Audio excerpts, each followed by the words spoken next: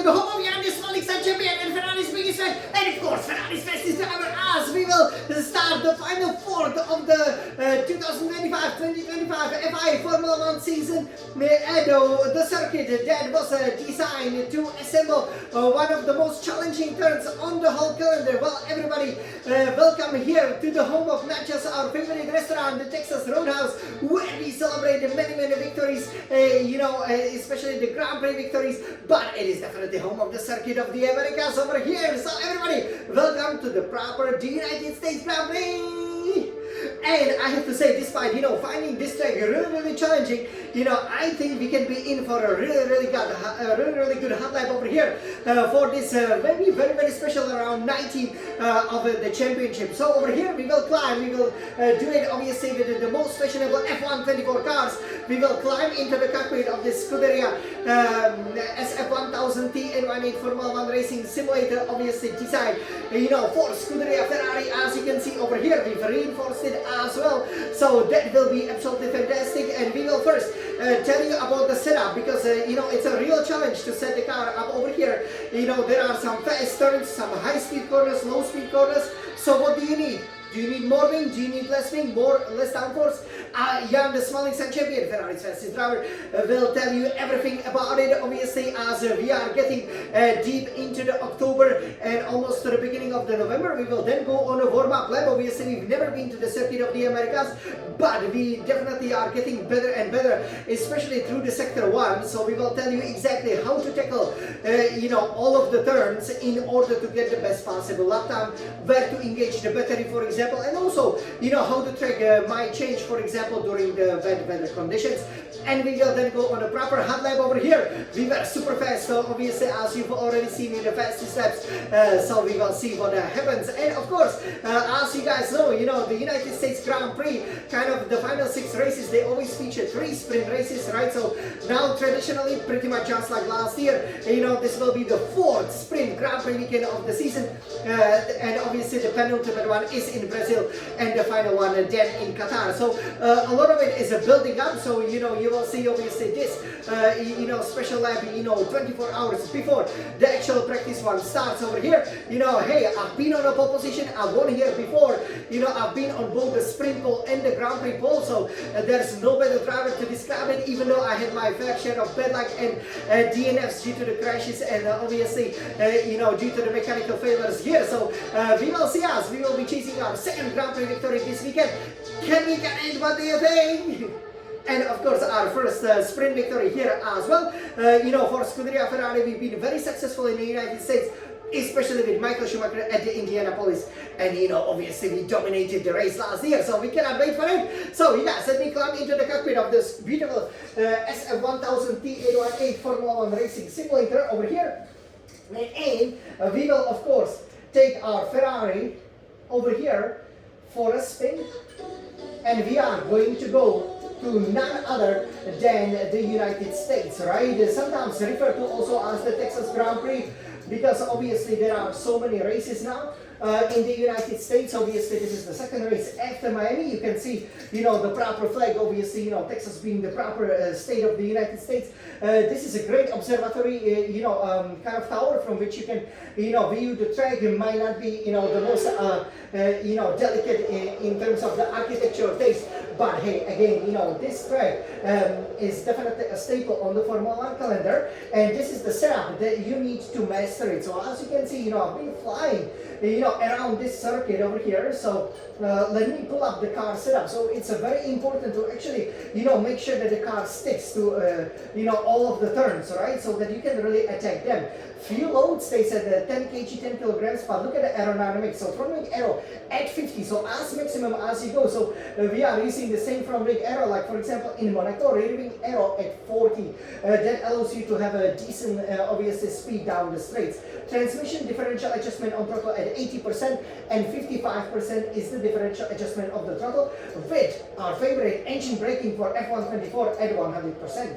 Suspension geometry, so front camber at minus 3.50 degrees, rear camber at minus 2.20 degrees. Front toe out a little bit, to the middle at 0.10 degrees, rear toe in also at 0.10 degrees. For the suspension, very firm front suspension with 41, rear suspension at 7, very firm anti-roll bars, front anti-roll bar at 20, rear anti-roll bar 18. Front ride height is 23, rear ride height 57. Obviously, you can balance it, if you have a wet weather conditions, which could happen, right? There could be, for example, the hurricane, right? Coming in. That happened, exactly 10 years ago. Obviously, gotta go higher with the ride height.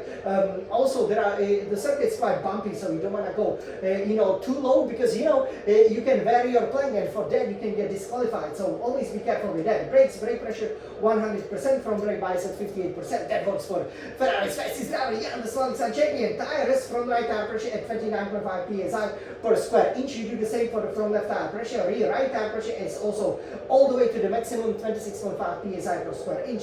Same for the rear left tire pressure. That gives you, that advantage, down, especially the back straight, because obviously we are running such a, high wing, so we have to compensate for it somehow. And also, in the fast turns, obviously, it works better if you have high tire pressure. So now, let's go here to the track.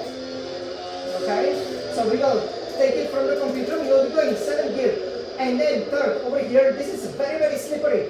Final corner at the Circuit de Americas, but you want to take as much curve as possible. Engage the DRS, go 4th, 5th, 6th gear, but be careful so you don't spin out. Obviously, that's what exactly happened to me when I was doing the fastest lap. Then you just follow down the straight, and it's very important to get the braking points right? So here, 7th, 8th gear, and just before here, you have to look for some reference points. So I'll look for that signal, and this is how you take it, nice and steady, hit the apex. 3rd, 4th gear, that will give you so much speed as you then heading to basically, the Mackett's and Beckett's of the Silverstone, but obviously, in reverse. So basically, you will be slowing down, not speeding up. So here, first one, you take it a 7th gear over here. Okay, not much of a curve, but then here, lots of curve here. Again, you can see, that there are obviously the orange sausage curves. Don't hit them. A lot of curve here and a lot of curve here. And as you see that Ferris wheel, there will be lots of obviously the force feedback. Just keep turning. 7th or 6th gear doesn't matter so much. Won't cost you much lap time. But you want to position yourself right up here for an early turn in. But do not cut the corners. 5th or 6th gear. If you can keep it in a 6th, I would say it's better late brake to the 4th. So that you can then nicely turn in over here. It doesn't look like, but you can carry so much speed. High gears up the 4th gear, and then once you stabilize the car, because you can easily spin out on the top of the hill, engage the battery. 5th, 6th, 7th, down the main, down this hill, and obviously down the main straight, or we should say the back straight, right? Here, so the late braking is required from 8th to the 3rd or the 2nd. And obviously, if you are in the 3rd gear, it's easy to run wide. So, with the engine braking, just go momentarily for a split second down to the 2nd gear to stabilize the car. The car is always very unstable. It's hard to set it up, so the traction is as perfect as just you putting the right foot down like this way. The car just accelerates, and then you go 3rd, 4th, 5th, 6th, 7th, 8th gear. As there are many overtaking opportunities, but as you can maybe see over here from the wheel, it's actually quite bumpy. This main straight. Now here, this is also another important braking event. So here you brake before the 100-meter board, you brake hard in 3rd or 2nd gear. But I figure out 3rd gear works just fine if you hit the inner curve. Then you can really open it up.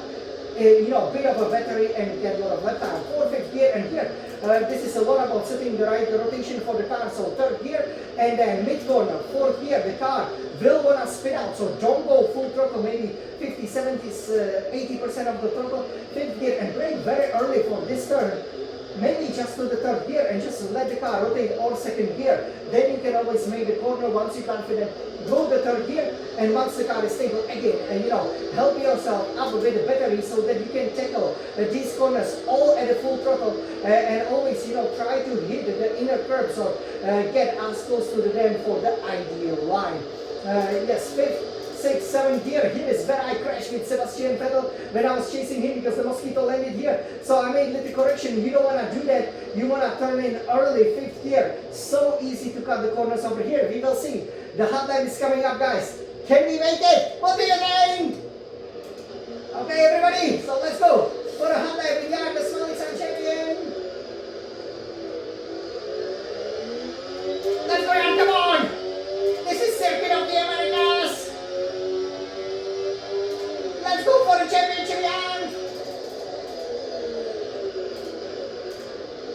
Wow, we are great. Let's go, Jan, come on.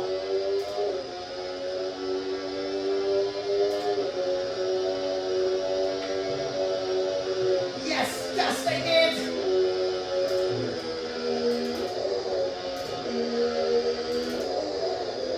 Okay, steady, nice and steady here.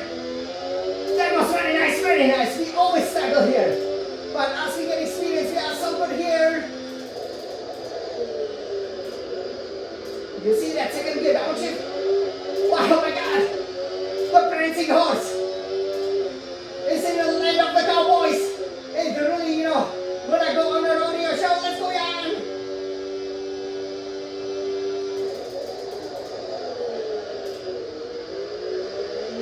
Nice one!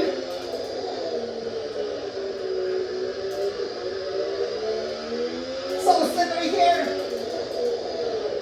Let's do that third gear, come on, for optimum speed. Let's go, Jan, come on.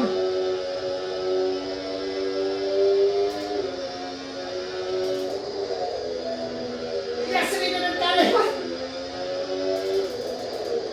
Left so much on the table there. Come on, 134.8. Nice one, nice one. Alright, nice. Oh, so I was a little bit worried, obviously, about the hot lap over here, but yeah, what a lap time, definitely quicker than, for example, the lap record. So I hope you enjoyed. With me, Ferrari's fastest driver, the biggest fan, Jan, the Smiling Sun champion.